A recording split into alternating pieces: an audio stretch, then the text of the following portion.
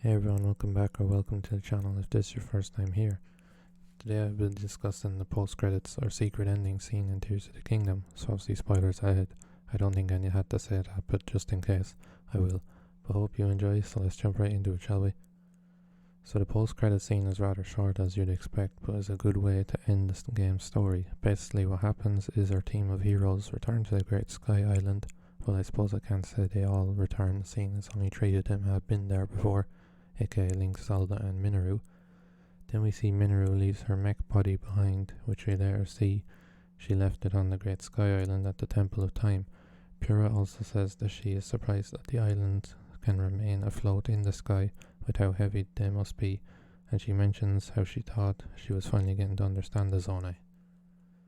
After they approach the altar-like area at the Temple of Time, Minoru speaks to everyone there, Link, Zelda, Chulin, Yunobo, Sidon, Richu and Pyrrha, and tells them how she was glad she could bring them there as she wanted to share the view of Hyrule from there, which all of the characters are fascinated by. Riju also asks Zelda if she was really roaming the skies as a dragon all along, which Zelda replies, telling her yes, but she doesn't remember much of it, as it is my guess that she wasn't fully conscious while she was a dragon. After a few seconds, Zelda mentions how she never thought she would be standing there again, and as we know, this was where she turned into the Light Dragon, and she was supposed to stay as the Light Dragon forever from what they thought. Then Minoru comes up with her own theory on how Zelda was able to change back to normal, saying how Sonia and Roru's powers combined and channeled through Link was probably what caused her to be able to revert back to her usual self. Zelda then turns to look at Link for a second before turning back to face Minoru again. She understands what Minoru is suggesting.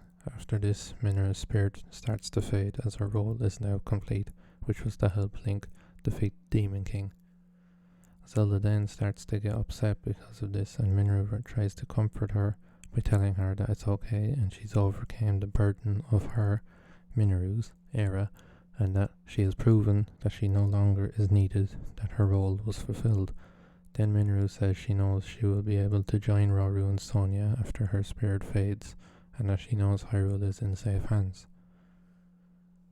After this, the sages and Link take a few steps back to the entrance of the altar area they're in and speak their vow of loyalty as sages to Zelda and Hyrule, just like the sages to the past did to Roru that we see in the memories of Tears of the Kingdom. Zelda also remembers this from spending her time as one of the past sages when she was stuck in the past. Then Minoru says that Roru and Sonia will be happy to hear this, meaning she will inform them of this vow or speech and that she'll tell them how much Zelda cares. Zelda then starts to cheer up a bit and nods her head to Minoru to let her know she understands. Then Minoru takes one final look at everyone and thanks them before fading away completely. As Minoru's spirit fades, Zelda reaches out her hand in the direction that Minoru is standing in, implying she still didn't want Minoru to leave. After this, Zelda takes a few moments of silence before pulling a clenched fist to her stomach and announcing a vow to protect Hyrule, no matter what, in the legacy of Sonia, Roru and Minoru.